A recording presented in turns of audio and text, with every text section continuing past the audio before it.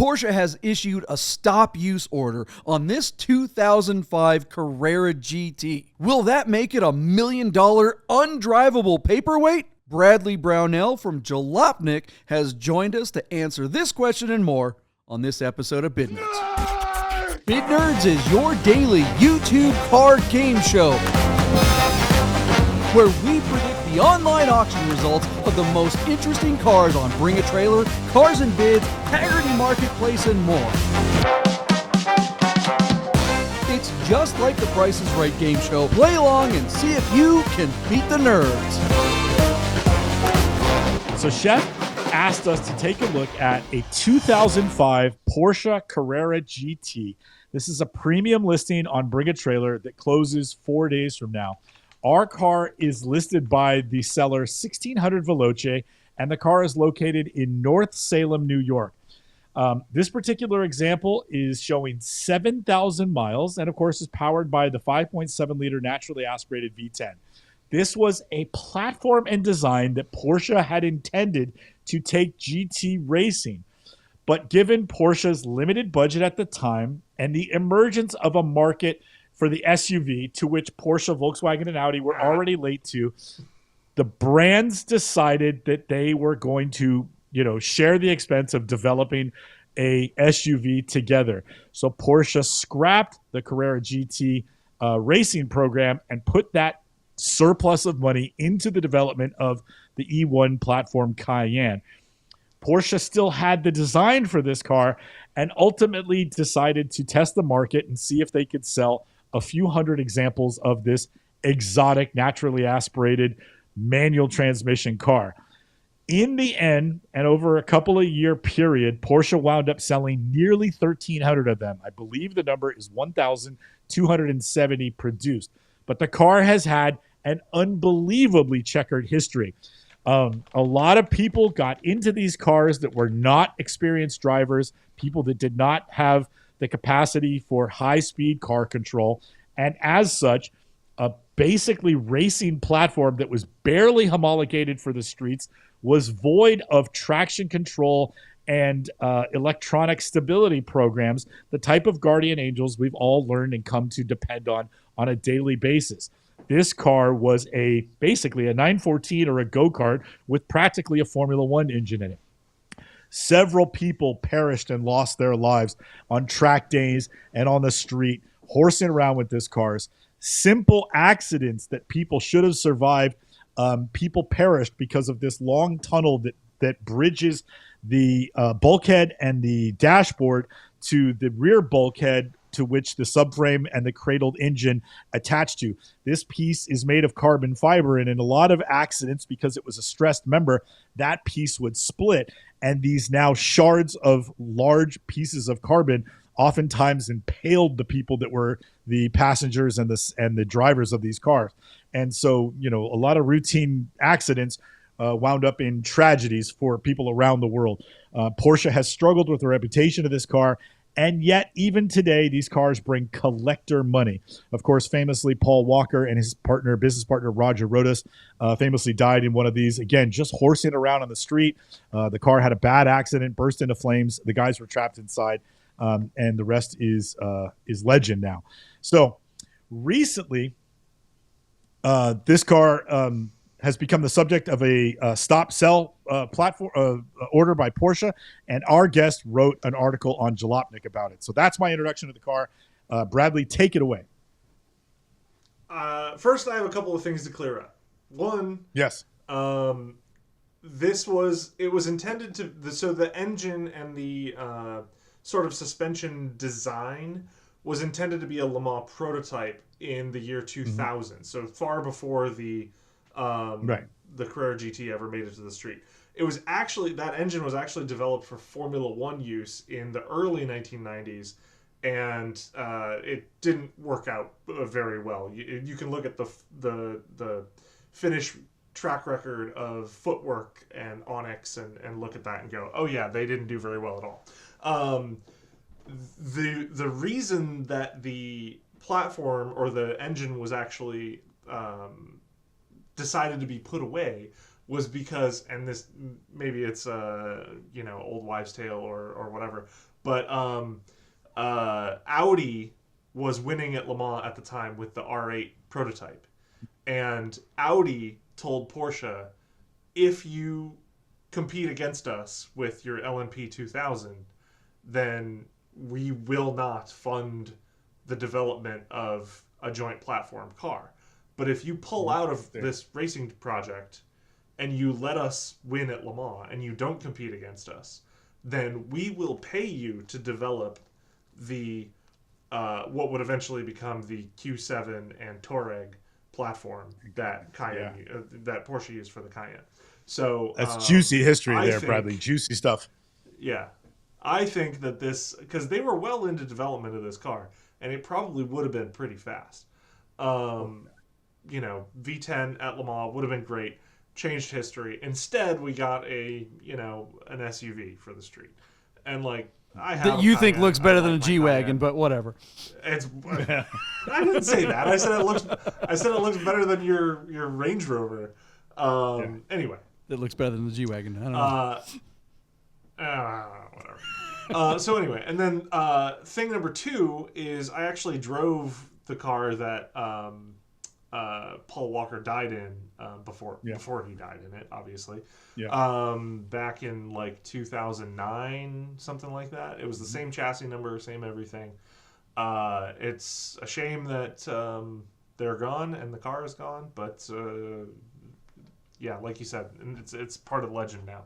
So the stop use order, about a little over a year ago, Porsche basically contacted all Carrera GT owners and said, hey, about 500 of these cars are affected, and there's a suspension component that could be corroded and could cause you to have a crash.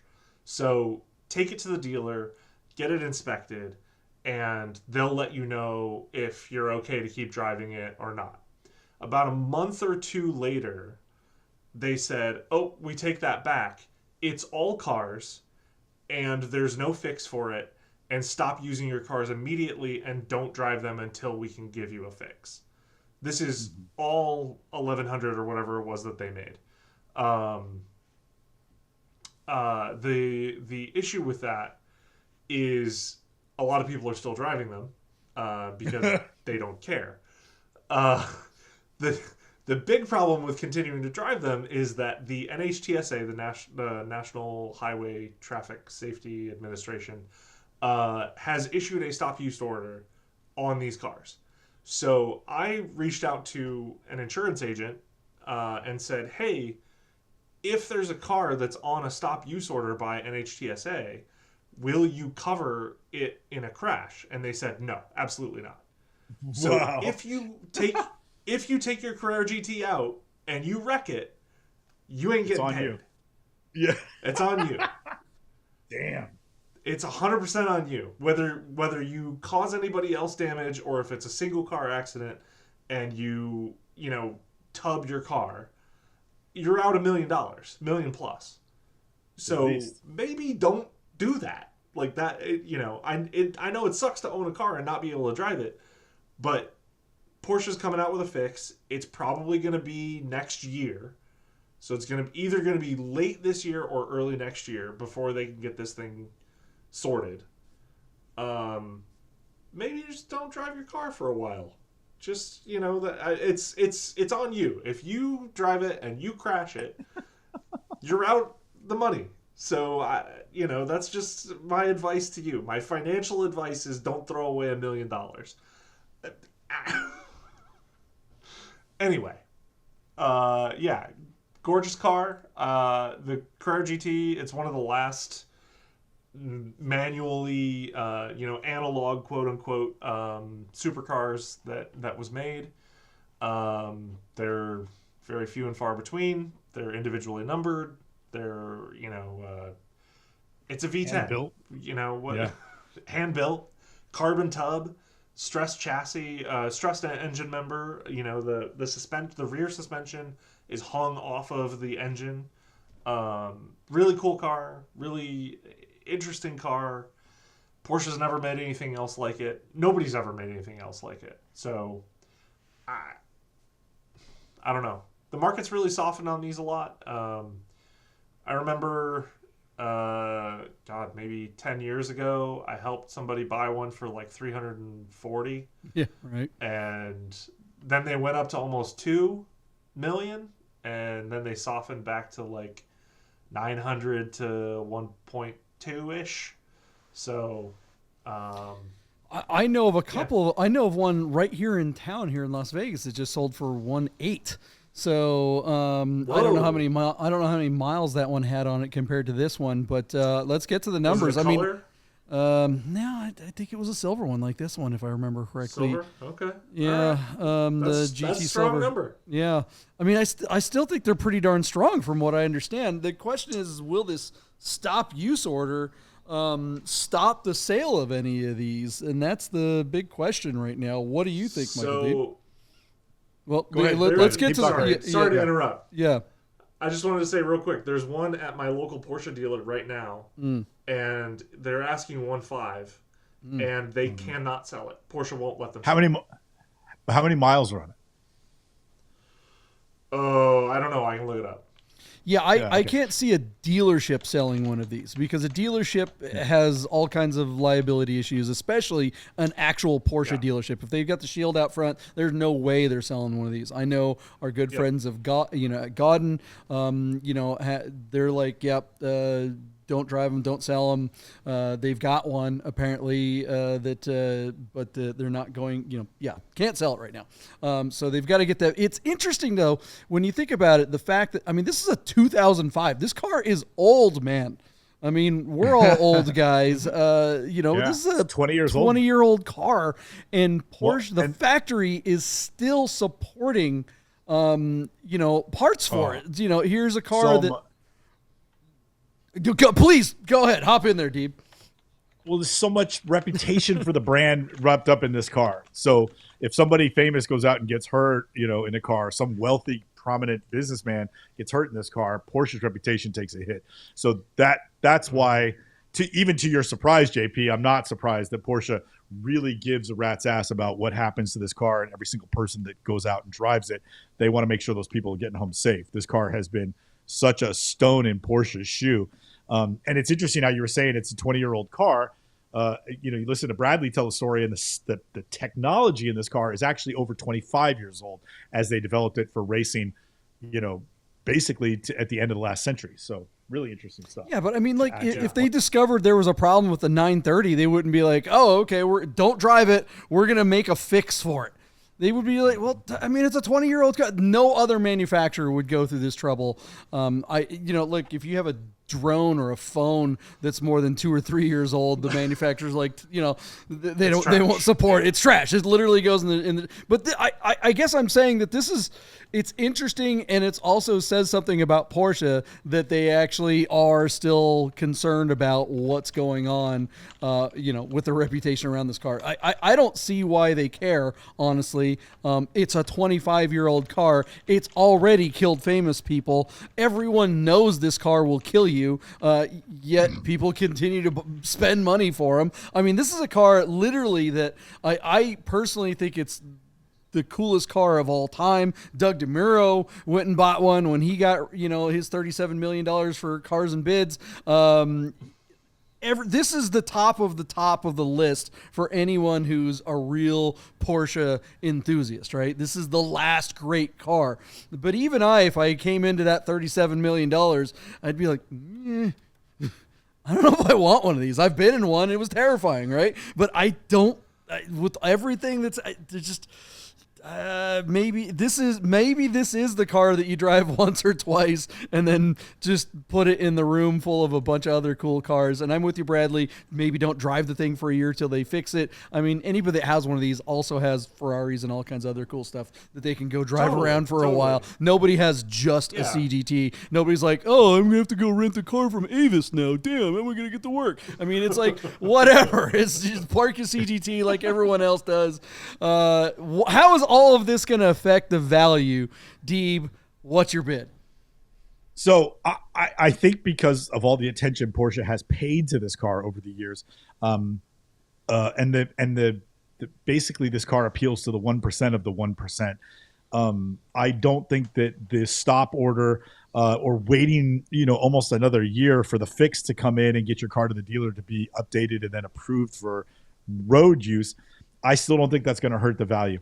Here's the deal. The cars that have under 2,000 miles are still bringing over $1.7 million. This particular car does have 7,000 miles on it, and there's still 4 days to go. Currently, the car is sitting at $1,151,000 on 8 bids with 4 days left to close. 4 days. Median price, median prices for this car is about 1.3. This car is in excellent condition. I think it's going to bring just over that. So I'm going to say that it will sell for $1,350,000. Is this the dip? Is now the time to get one of these? Because people are like, I can't drive it, whatever. Is this the opportunity to get into one? And as soon as they announce the fix, is the value of these going to shoot up again after that? Is this like a Bitcoin dip or something like that? I don't know. I think it's going to get a little bit more than that. I'm going to say $1,450,000. That's my bid. Bradley, what do you think? I don't think there's a dip, and I don't think the people who would buy these care. That said, it's weird to call something with 7,000 miles high mileage, but but you can find better ones for maybe not better. You can find lower mileage ones if that's what you're looking for. I wouldn't care. But I'm going to say it's not going to go much higher than this. I'm going to say 1.25. 1,250,000. Okay. Wow. Yeah. There you go. Yep. Bearish. Look at that. All right. Looks like everyone's pretty close to where we're at. Nobody's above $1.50. I'm kind of surprised. 1.4 from Anthony. Looks like 1.35 from V12 Smooth. Carbine is at 1,365,000. Oh, looks like KS is at 1.5. Is Sahan on there? I am not seeing Sahan on tonight.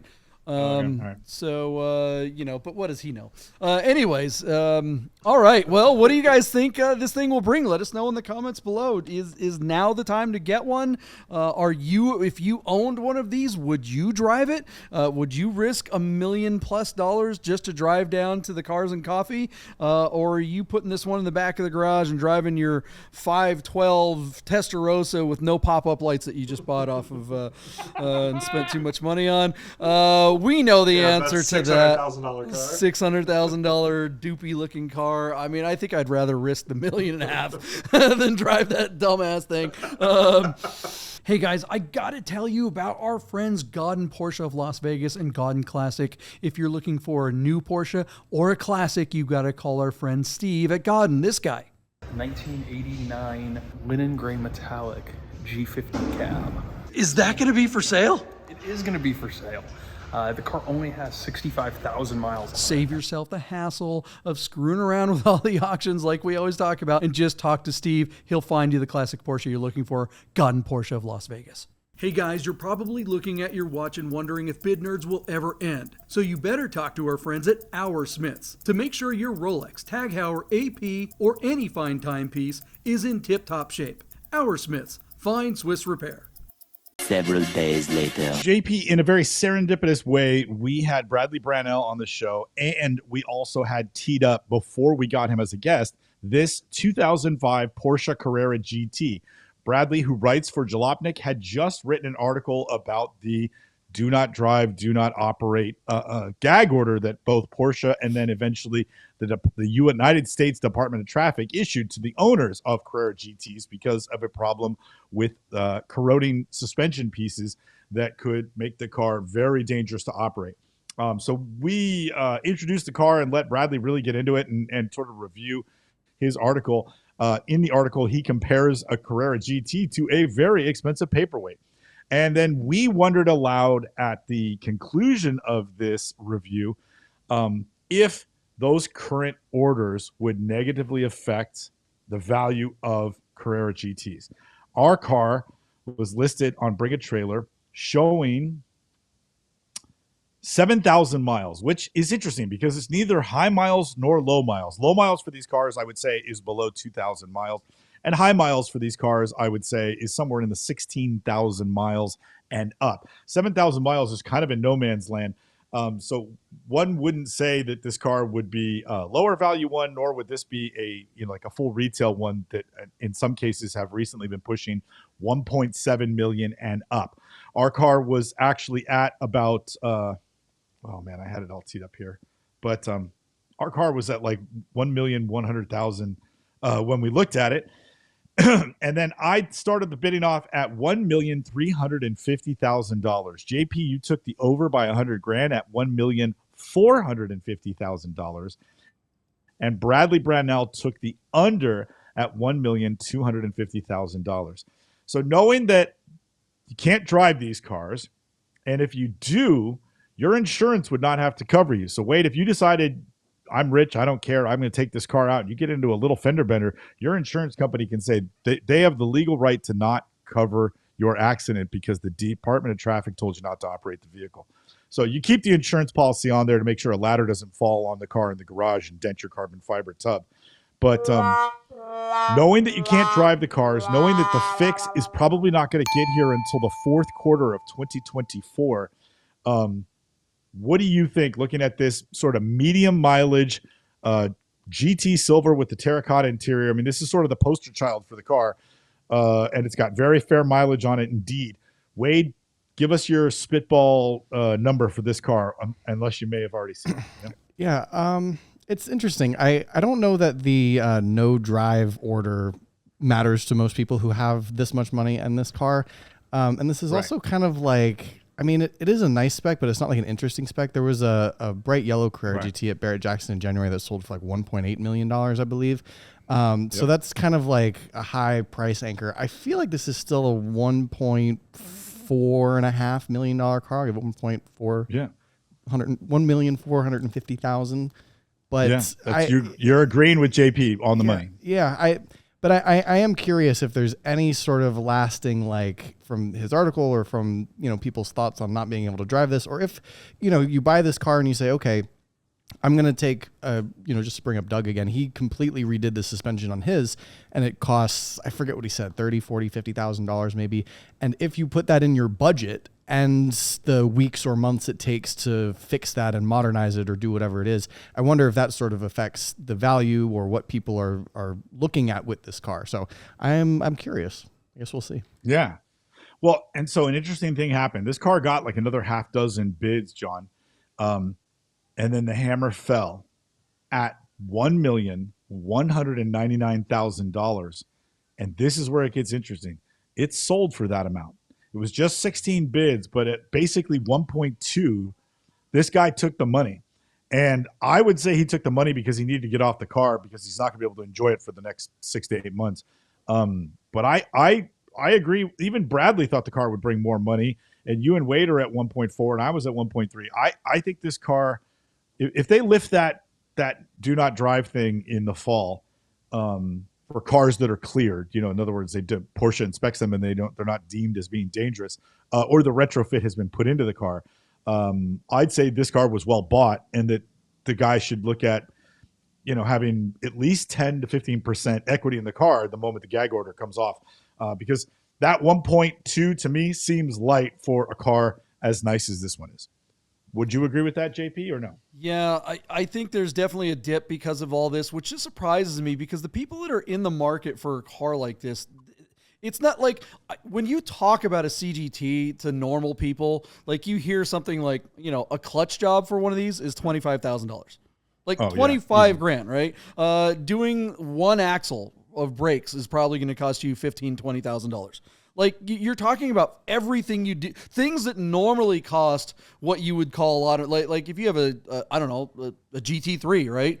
To do the brakes on the carbon ceramics is like $5,000 or $6,000, right? And that just seems crazy to people who drive, I don't know, like a Honda Range Rover CRV Sport. or something like that, or even a Range Rover. Well, not really, but because actually a Range Rover Sport and like 911s, you expect, okay, it's going to cost me $2,500 to do the brakes, but then you're like, no, it's $25,000. And you're like, oh, I got to think about this. Like, even if I did have the $1.5 million to buy something like a CGT, owning it is you have to have that money in the bank. And the people that know these cars know that. Nobody's like, unless you just won the lottery, right? You're that guy. Oh, I hit the Mega Millions. I'm going to go out and go on BAT and buy the first thing. Those are the guys that go out and usually get Lambos and stuff like that, which they wind up getting surprised by how expensive those are to maintain too. But even like 959, all these cars that we all know of as $1 million plus cars,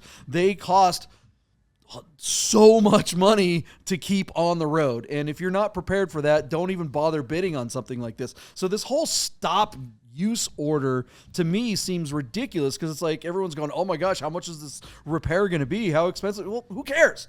Everything's expensive on one of these. Everything. It's always 5 figures or more to do something on one of these things. So whatever. I'm just really shocked by this result. How about you, Wade? I'm just shocked that it's sold, honestly. Yeah, I'm shocked by the price, but like you said, I'm more shocked that it sold. And I'd be curious. I don't know what the listing says. I don't know the history or the owner or anything like that. My thought is like maybe there's some sort of element to the previous owner who perhaps got lucky and bought this car 5 or 6 years ago when it was $750,000 or $800,000. And now he was like, all right, it's over $1 million no matter what. If it sells, it sells. I'm up $200,000 and I don't have to spend another $50 to fix the suspension, or I'm done, spending $15,000 a year to maintain it and service it. I enjoyed it. I'm good. Or it could have been, hey, he pulled the reserve hoping that maybe that inspires another $250,000 of people who know it's going to sell, who are really invested, who want to make sure that they get the one Carrera GT that's for sale on Bring a Trailer, this month or over the course of a couple of months, because they don't come for sale that often. So if you're looking for this car, I'm sure, you always have your finger on the pulse. When these cars go for sale, there's probably a small amount of people ready to pay a large amount of money for this car, but the large amount of money didn't hit this car. So I'm really curious, but like you said, I'm most curious why this individual got out of it. And I feel like maybe he just was like, I've made some money, I've driven it, I don't want to dump anymore. It is what it is. It's an interesting take. I think all the buyers were so enamored by the Range Rover Sport that they just forgot about the CGT. What do you guys think of the results of this CGT? Should it have sold like it did, or should the buyer have held on and waited for more money, maybe in the spring or maybe at a live auction or something, or should just be out there hanging, not letting so is it ethical to sell a car that you're not even allowed to drive on the road? What do you guys think? I know we're trying to move on from this, but I mean, I would say unsafe. Like every car has recalls at some point or another. I think it depends on the scope of the recall and like what parts and pieces. But I guess a no drive order is pretty serious. That's pretty serious. Yeah, it's one thing to say, oh, hey, we need to replace the air conditioning unit or something squeaking, or what is it? The Range Rover, or not the Range Rover, but the Broncos paint is peeling or something like that. The leaky hardtop. Yeah, but the thing might kill you. It's kind of I'll buy one, whatever. No big deal. It's only $1.5 million. Yeah, let us know in the comments below, guys. It's crazy. Go ahead, Deeb. Deeb, you're going to say something? Wade's got a Ferrari, JP.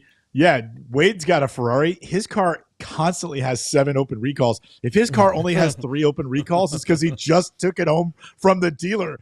Yeah, that's fair. You could be like MSNBC or something and say like, oh, the Teslas have a recall. It's like, no, it's a software update. Shut up. It's like a phone.